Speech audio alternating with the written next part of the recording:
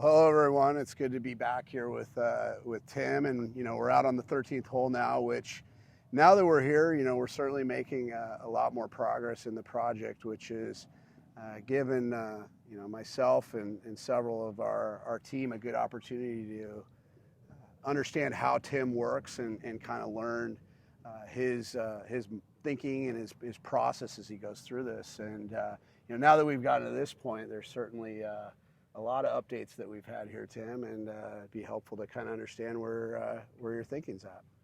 Okay, well, we are on 13, and the first thing that we tried hard to do from the tee is to open up the view to the green. Even though it drops significantly downhill, and we had a mound along the right-hand side, as you can see, we cut probably a good 30 feet out of that window to develop the view to the green from the middle of the fairway all the way back to the first couple tees. So that gave us a starting view and a starting kind of axis to work off of.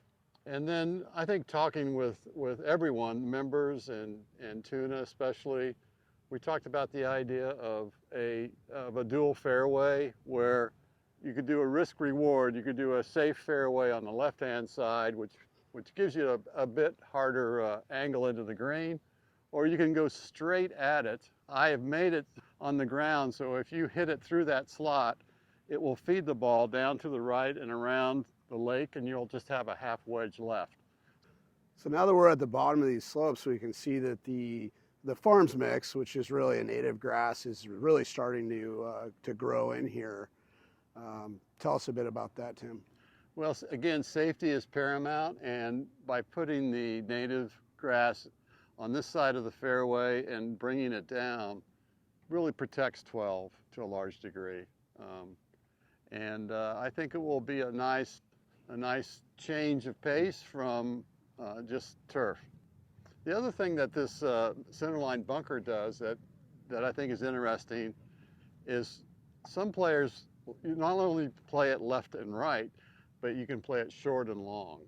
So a lot of golfers, a lot of players will play it short, a lot of players will play it left, a lot of players will probably play it long. So not only does it, the old bunkers, they caught the shorter hitter, where this bunker just catches the longer player. So we're really at what is probably one of my favorite places on the entire golf course.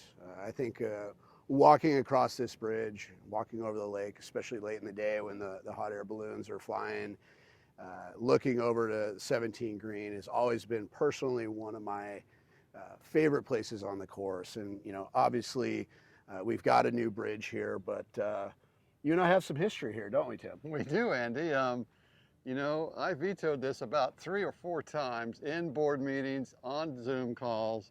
No way, we're not doing it. There's no friggin' way we're doing it. End the subject, right? Right. And what happened?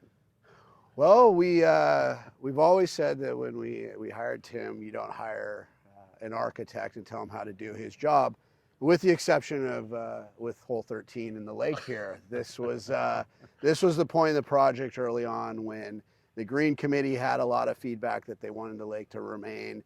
A lot of members separately had feedback, and me myself, I personally wanted to see this lake and this bridge remain. So we vetoed what Tim's original plan was, and here we are.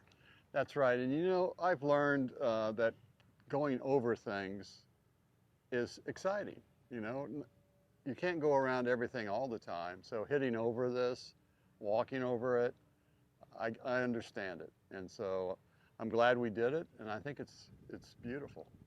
So as we walk up here, Tim, one of the first things I notice is how the green is really flush to the vertical plank. And really, I know that that's something that you've kept consistent on 3 and other holes that are on the lake and what you see on other similar die golf courses. So maybe kind of walk us through the lake and how the edge changed just slightly to really kind of fit how the new design is.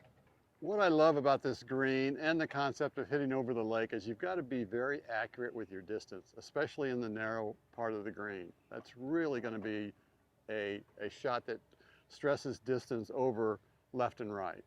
And it's always good. All the great golf courses have usually a shallow green that you have to worry about that very narrow margin of error for distance. So we have that here, and I think, again, bringing the green, as you say, to the wall, as we did on 17 and 5, just gives you that clean aesthetic that we have throughout the golf course.